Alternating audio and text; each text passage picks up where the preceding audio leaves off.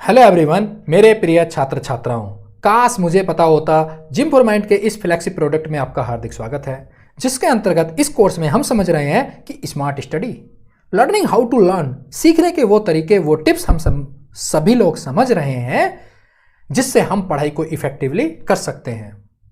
तो इस वीडियो में हम 4 टिप्स के बारे में बात करेंगे जिससे हम सीखेंगे कि पढ़ाई को इफेक्टिवली कैसे किया जा सकता है। आप लोग एक्साइटेड है? कितने लोग एक्साइटेड है एक बार लिखिए जरा कमेंट बॉक्स में। तो सबसे पहली टेक्निक है पोमोडोरो टेक्निक। आप बताइए कितने लोगों ने इस टेक्निक के बारे में सुन रखा है, चैट बॉक्स में लिख के बताइए। तो ये पोमोडोरो टेक्निक, इसके अनुसार ये क्या कहती है कि सबसे पहले आपको इंटेंसली फोकस्ड रूप से तैयार काम करना है, पढ़ाई करना है, फिर ब्रेक लेना है, फिर एक स्लॉट लगाना है, इंटेंस फोकस के साथ पढ़ाई करनी है, कोई सा भी काम करना है या पढ़ाई करनी है, फिर ब्रेक लेना है, फिर इंटेंस फोकस के साथ काम करना है, फिर ब्रेक लेना है, फिर फोकस के साथ काम करना है, फिर ब्रेक लेना है। आप समझ रहे हैं क्या कहना चाह रही है टेक्निक? तो इस टेक्निक के अनुसार इन्होंने तो जो टाइम का ड्यूरेशन बताया है कि वो ये बताया है कि 25 मिनट इंटेंस फोकस के साथ पढ़ाई करिए, फिर 5 मिनट ब्रेक लीजिए। बट अपने केस में ये हर एक इंसान के लिए अलग अलग हो सकता है। इसके कंसेप्ट को हमें समझना है, इसकी थीम को हमें समझना है। थीम क्या कह रही है? फोकस के साथ काम करना है, फिर ब्रेक लेना है। और ये काम करती है क्योंकि इंसान लगातार फोकस्ड रूप में काम नहीं कर सकता, माइंड काम नहीं कर सकता, बॉडी भी काम नहीं कर सकती, थक जाती है। ठीक है, माइंड भी थक जाता है, तो उसको बीच में रिलैक्स होना बहुत जरूरी है। फिर वापस 5-6 मिनट के ब्रेक के बाद फिर माइंड रिजुविनेट हो जाता है, एनर्जी वापस आ जाती है, फिर दोबारा फोकस रूप से काम करना चाहिए। ठीक है, अब ये हर किसी के लिए, कोई 40 मिनट कर सकता है, किसी के लिए 50 मिनट हो सकता है, किसी के लिए 60 मिनट। अब जब कोई इंपॉर्टेंट एग्जाम आ गया है, हमारा पास में आने वाला है, पास में हमारे एग्जाम आ गए, तो 1.5 घंटा भी लगाइए, कोई दिक्कत नहीं है। 1 घंटा भी लगाइए, फिर ब्रेक लीजिए 5 मिनट का, फिर पढ़ाई करिए, फिर ब्रेक लीजिए, फिर पढ़ाई करिए। अब इसमें ब्रेक में हम क्या कर सकते हैं? पानी पी सकते हैं, थोड़ा टहल सकते हैं वहीं आसपास। ठीक है, मनपसंद का एक आध गाना है, मोटिवेशन कोई गाना है उसको सुन सकते हैं, रिलैक्सेशन कर सकते हैं, डीप ब्रीदिंग कर सकते हैं, इनहेलिंग एक्सहेलिंग कर सकते हैं।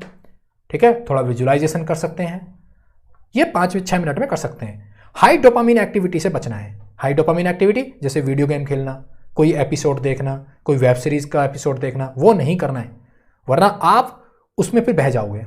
फिर वो 5 मिनट का ब्रेक नहीं, फिर तो वो पूरा 2-3 घंटे का ब्रेक हो जाएगा, फिर वापस पढ़ाई नहीं हो पाएगी। आप बात समझ रहे हो? तो बेसिकली क्या है, हमें इंटेंस रूप से फोकस के साथ काम करना है, छोटा सा ब्रेक लेना है, फिर इंटेंस फोकस के साथ काम करना है, ब्रेक लेना है। ये हर एक इंसान के लिए अलग अलग हो सकता है सिचुएशन के अनुसार, लेकिन 50 मिनट 60 मिनट की सिटिंग होनी चाहिए एक ऑन एन एवरेज, और फिर बाद में काम, फिर ब्रेक लेना चाहिए, फिर सिटिंग होनी चाहिए, फिर ब्रेक लेना चाहिए। तो कैसी लगी ये टेक्निक, पोमोडोरो टेक्निक? ठीक है, फिर दूसरा है पेरियोटो प्रिंसिपल। अब ये प्रिंसिपल इन जनरल हर जगह अप्लाई होता है। अब इस प्रिंसिपल के अनुसार बेसिकली ये प्रिंसिपल क्या कहता है कि जो भी रिजल्ट आते हैं, परिणाम आते हैं किसी भी चीज के, कहीं भी इस दुनिया में, तो 80% जो रिजल्ट हैं वो 20% लोगों के कंट्रीब्यूशन से आ रहे होते हैं। 20% फैक्टर ही कंट्रीब्यूट कर रहे होते हैं किसी के रिजल्ट का 80% रिजल्ट होना, और उसका बाकी का 20% जो रिजल्ट है वो 80% फैक्टर की वजह से आ रहा होता है। बेसिकली ये एक तरफ इतना बड़ा रिजल्ट है, तो इसको 20% लोग रिजल्ट के लिए रेस्पॉन्सिबल है, और इसी रिजल्ट के छोटे से हिस्से के लिए बहुत ज़्यादा लोग हैं, फैक्टर हैं, वो रेस्पॉन्सिबल है। इसको एग्जाम्पल से समझते हैं कैसे, ये आप अभी समझ जाएंगे कि अगर आप किसी शहर में क्राइम हो रहे हैं, चोरियां हो रही हैं, तो उस शहर में जो चोरियां हो रही हैं, सपोज करो 100 चोरियां हो रही हैं, 100 में से 80 जो चोरियां हैं, उन 80 चोरियों के लिए 20 लोग ही जिम्मेदार हैं।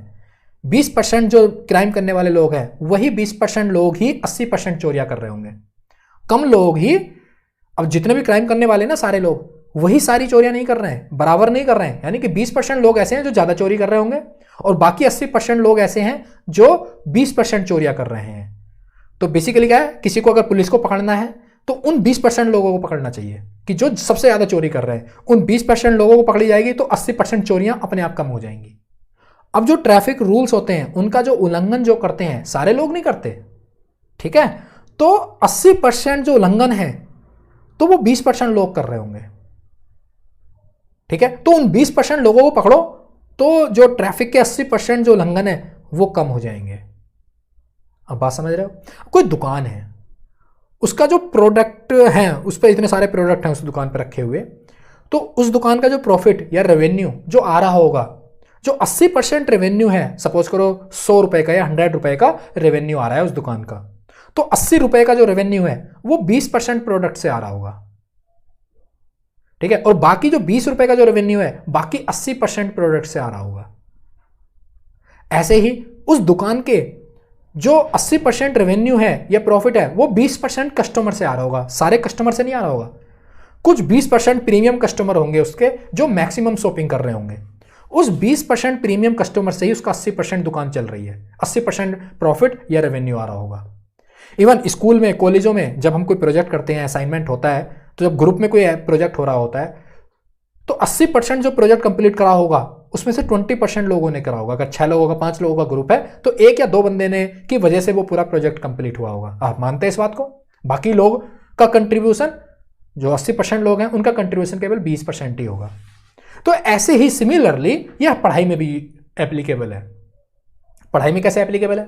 अब इतना बड़ा सिलेबस है हमारा, पूरे साल का, 2 साल का, जो भी हमारी पढ़ाई करने का टारगेट है, तो उसके सिलेबस में 20% सिलेबस ऐसा होगा जिससे मैक्सिमम स्कोर आ रहा होगा, हाई स्कोरिंग सिलेबस होगा।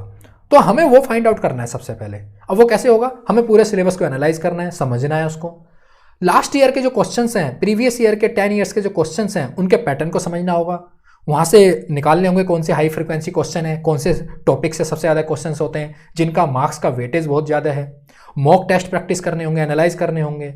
रेगुलर क्लासेस में जो टीचर्स बोलते हैं उनका पैटर्न समझना होगा कि इन किन टॉपिक को सर जो टीचर्स हैं वेटेज ज़्यादा दे रहे हैं, बोल रहे हैं कि ये इस चैप्टर से इतने क्वेश्चन आएंगे ही आएंगे। तो बेसिकली हमें उसको इतनी ये सब कुछ करने के बाद हमें मोस्ट इंपॉर्टेंट सिलेबस, जो मैक्सिमम स्कोरिंग पोर्शन है, उसको फाइंड आउट करना है और उस पर पकड़ बनानी है। सबसे पहले उसको फिनिश करना है, सबसे पहले उसको मजबूत करना है, उनके कंसेप्ट को दूर मजबूत करना है, प्रैक्टिस करना है उनको। क्योंकि 20% सिलेबस जो टॉपिक हैं उनको हमें पकड़ना है जो हाई स्कोरिंग है। 80% रिजल्ट, 80% मार्क्स, 80% स्कोर उनसे आना है। और रिमेनिंग टाइम जो है हमें फिर रिमेनिंग सिलेबस के लिए देना है। प्रायोरिटी हमें उस 20% हाई स्कोरिंग सिलेबस को देना है, ठीक है। ये दूसरी टेक्निक होगी अपनी पैरेटो प्रिंसिपल, ठीक है। फिर हम तीसरी टेक्निक पे चलते हैं, पार्किंसंस लॉ। इस टेक्निक के अनुसार अगर हम किसी काम को अगर ज़्यादा टाइम देंगे काम करने के लिए, उसको टाइम ड्यूरेशन ज़्यादा देंगे, तो अपने आप ही एफर्ट कम हो जाते हैं उस काम एक्टिविटी के लिए। एग्जाम्पल के तौर पर अगर आपको कोई असाइनमेंट दिया है, प्रोजेक्ट दिया है और उसकी डेडलाइन 1 हफ्ते की दी है, तो आप लास्ट दिन उसको कंप्लीट करेंगे, पहले 4-5 दिन चिल रहेंगे, अरे यार अभी तो 1 हफ्ता है उसकी डेडलाइन में। अगर उसकी 1 महीने की डेडलाइन है तो 3 हफ्ते तो कुछ करेंगे नहीं, फिर 3 हफ्ते बाद अभी जब 1 हफ्ता बचा है तब उसको हम करते हैं। ये होता है ना हम सभी के साथ। तो ये ऐसे ही होता है। अगर उसी प्रोजेक्ट की, सेम प्रोजेक्ट की डेडलाइन सिर्फ 48 घंटे की दे दी जाए, तो हम उसको आज से ही पूरा करने लग जाएंगे और 48 घंटे के अंदर उसको पूरा भी कर लेंगे। लास्ट मिनट पर कैसे चीज़ें हो जाती हैं, मानते नहीं मानते इस बात को? तो बेसिकली यही है कि अगर हमने टाइम ज़्यादा दे दिया तो लेस एफर्ट अपने आप हो जाता है उसमें, और अगर हम उसको कम टाइम देंगे तो अधिक एफर्ट हो जाता है अपने आप ही। तो हमें इस रूल से क्या सीखना है? हमें अपने जो डेडलाइन देनी है, हमें जो सिलेबस को डिवाइड करना है, उसके छोटे छोटे टुकड़ों में डिवाइड कर उसकी डेडलाइन पास वाली रखनी है। हमें 48 घंटे की, 24 घंटे की, 1 हफ्ते की डेडलाइन देनी है, रादर देन ऐसे नहीं कि अब लास्ट में ही पूरा करेंगे सब कुछ ही। नहीं, उसके टुकड़ों में डिवाइड कर हमें वीकली टारगेट होना चाहिए, डेली टारगेट होना चाहिए। जब हमारे वीकली डेली टारगेट होंगे तो हम डेली के ज़्यादा एफर्ट लगाएंगे, रादर देन हम अंत तक रुके रहें, अंत तक वेट करें, फिर लास्ट में क्या होगा, बहुत ज़्यादा सिलेबस का बर्डन हो जाएगा, फिर पैनिक वाली सिचुएशन हो जाती है, ठीक है। ये ग्राफ है, टाइम हम जितना अलॉट करेंगे उसी प्रकार से एफर्ट चेंज होता है। अब हमने 3 टिप्स सीख ली हैं हमने। अब हम चौथी टेक्निक पर चलते हैं। यह है cross sharing, collaboration. Cross sharing ये इतनी बढ़िया टेक्निक है, इससे सबको फायदा होता है जितने लोग आपके ग्रुप में पढ़ाई कर रहे हैं। अब सपोज करो किसी की फिजिक्स अच्छी है तो उससे फिजिक्स सीखी जाए। अगर मुझे फिजिक्स के न्यूमेरिकल में दिक्कत आ रही है, कोई कंसेप्ट में दिक्कत आ रही है, उससे फिजिक्स सीखी जाए। अगर उसको इंग्लिश नहीं आती, इंग्लिश में दिक्कत है, तो जिसकी इंग्लिश मजबूत है वो उसको इंग्लिश समझाए। किसी की केमिस्ट्री स्ट्रॉन्ग है तो वो केमिस्ट्री की बताए, किसी का कोई और सब्जेक्ट स्ट्रॉन्ग है तो वो उस सब्जेक्ट के बारे में बताए। तो बेसिकली एक दूसरे से कोलैबोरेशन करना है, एक दूसरे से क्रॉस शेयरिंग करनी है। अब एक दूसरे से जब क्रॉस शेयरिंग करेंगे तो इससे सबका फायदा होगा, कम टाइम में सबका इंप्रूवमेंट होगा। रादर देन मैं खुद ही, अगर फिजिक्स मेरी वीक है, मुझे कोई कंसेप्ट समझ में नहीं आ रहा और मैं खुद से मेहनत करने की कोशिश कर रहा हूं, लगा हुआ हूं, मेरा टाइम वेस्ट भी हो रहा है, समझ में नहीं आ रही है, तो जिसकी अच्छी है ना, जिसको अच्छा कंसेप्ट आता है, समझाना आता है, टेक्निक अच्छी है, किसी के पास होता है टेक्निक्स होती हैं कुछ, किसी के पास फिजिक्स के न्यूमेरिकल सॉल्व करने की टेक्निक है, किसी के पास मैथ की टेक्निक है, तो वो टेक्निक शेयर करा करो, एक दूसरे से शेयर करा करो तरीके, कोई अच्छी कोचिंग, अच्छी किताब, अच्छा तरीका, उसको शेयर करा करो। उससे क्या होगा, सबका फायदा होता है। हमें क्या होता है ना, कंपटीशन वाली भावना होती है हमें, और हम एक दूसरे से छुपाते हैं चीज़ों को, हम बताना नहीं चाहते, लेकिन उसमें हम अपना भी नुकसान कर रहे होते हैं, दूसरे का भी नुकसान कर रहे होते हैं, क्योंकि एक बंदा हर एक चीज़ का एक्सपर्ट तो हो नहीं सकता है।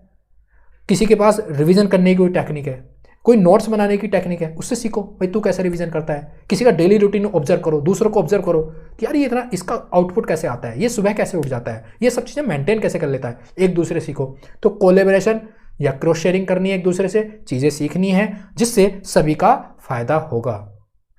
मैं आशा करता हूं ये चारों टेक्निक आपको अच्छी लगी होंगी और ये चारों टेक्निक आप इंप्लीमेंट करना अपने जीवन में, फिर आप देखना पढ़ाई कितने अच्छी तरीके से होगी। तो सबसे पहले क्या थी हमारी पोमोडोरो टेक्निक, दूसरी क्या थी पेरियोटिव प्रिंसिपल, तीसरी पार्किंसंस लॉ, चौथी क्रॉस शेयरिंग। मैं आशा करता हूं आपको ये लेक्चर बहुत अच्छा लगा होगा, इन्फॉर्मेटिव रहा होगा। बाकी लेक्चर देखने के लिए हृदय की गहराई से आपका बहुत बहुत धन्यवाद।